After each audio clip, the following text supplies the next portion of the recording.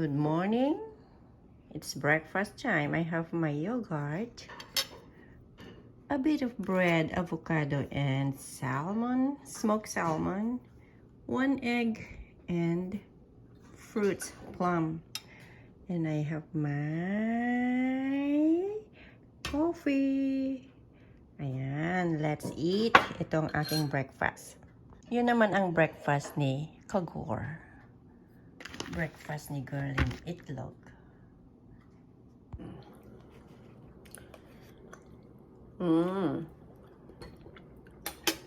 May pamienta ko. Malakay, Gors.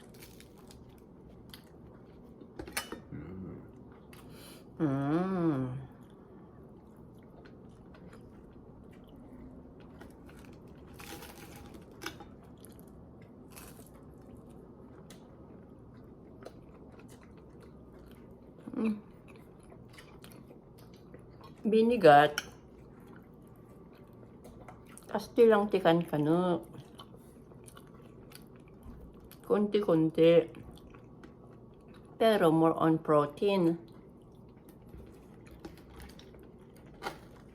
Daduma, wala pang carbs, walang bread.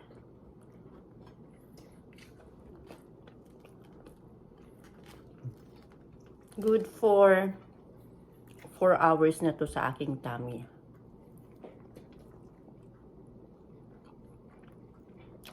Pero in between, 1 banana. Nilingkapil mo?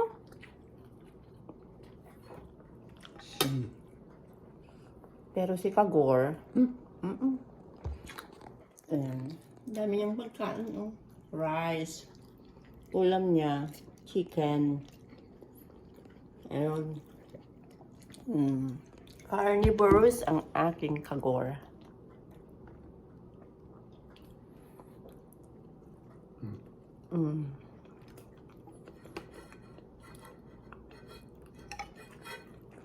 Masarap ang karne. Paminsan-minsan.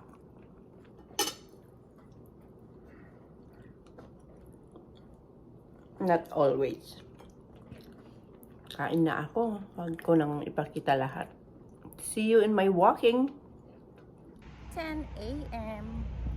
Late akong pumasok today. It's Thursday because I have to work until 11 p.m. mamayang gabi. Of course, p.m. gabi. Anyways, let's go for a walk again. The clouds, the sun. First, pupunta ako sa subway. Sasakay ng train muna. And then, mag-bus ulit. And then, ano pa? Mag-walk. So, doon na lang tayo makikita-kita sa aking dadaanan ngayon. See you there! At magkwentuhan tayo ulit. Alas 10 ng umaga, walang nakasakay dito sa train. Kunti lang, wala pang 10. So yan, nakababa na ako sa train. And then sumakay saglit ng bus. But I prefer na mag-walk kasi nabusog po ako sa aking kinain.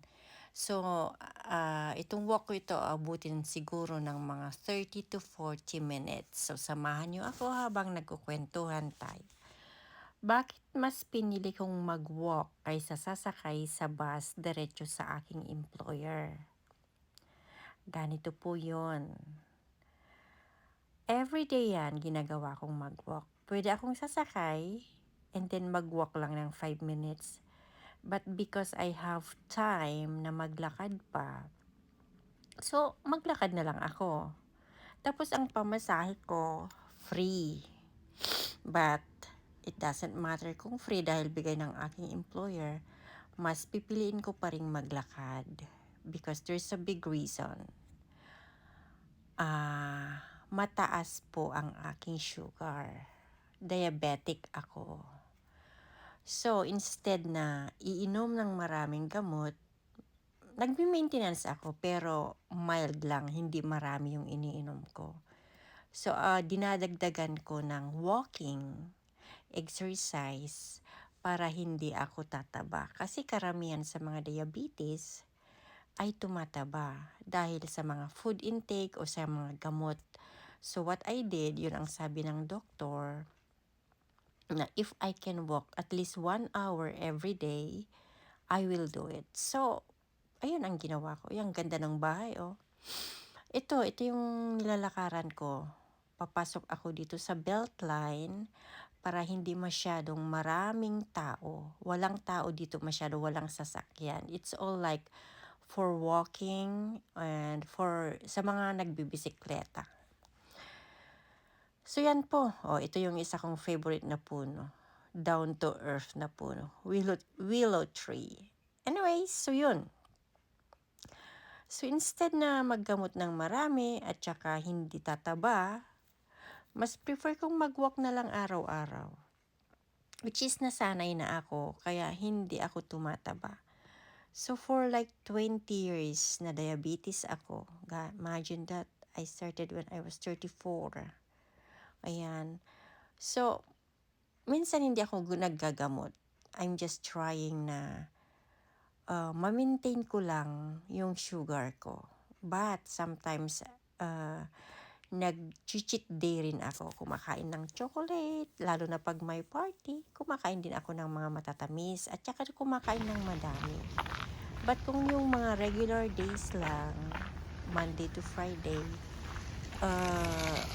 lang talaga yung pagkain ko is nag-a-avoid ako ng rice.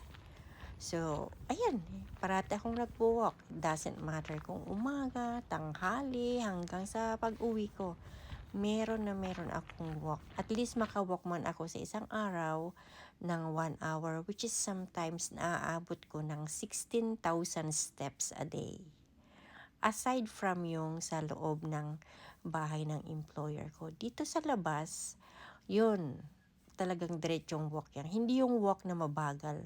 Walk talaga na yung pabilisan para ako'y pagpawisan. So yun, nami-maintain ko sa awa ng Diyos ang sugar ko this time. So nasa like 4 to 7. Pero minsan nga sabi ko sa inyo, sasablay din ako. So, which is normal lang naman. But at least, hindi ako tumaba at hindi yung, kasi pag tataba ako konti yung palpitation, yun ang ayaw ko. So, I'd rather walk than to have yung feeling na hindi ako komportable.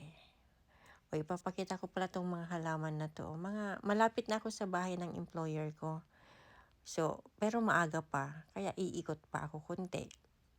Dito na ako sa park ng malapit sa amin. It's just like 3 minutes walk na bago marating yung bahay ng employer ko. But I will stay here, mag-walk pa ako kasi matagal pang oras. 11 a.m. ako mag-umpisa.